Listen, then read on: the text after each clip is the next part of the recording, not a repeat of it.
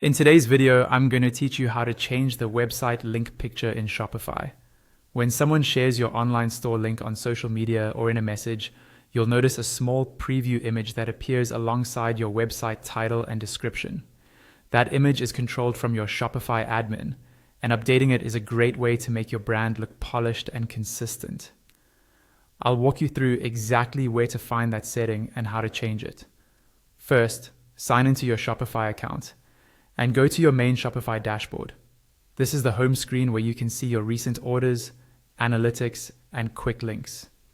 Make sure you're on the correct store if you manage more than one, because the image you're about to change is specific to the store you have selected. From the left-hand side menu, look for the section labeled Online Store and click on it. This is where you control how your storefront looks and behaves. Once you click it, a few options will drop down beneath it. In that expanded list, find and click on Preferences. This will open a page with your basic store settings, including things like your homepage title, meta description, and other search engine optimization options. This is also where Shopify lets you manage the image used when your store link is shared. On the Preferences page, scroll until you see the section related to SEO and social sharing.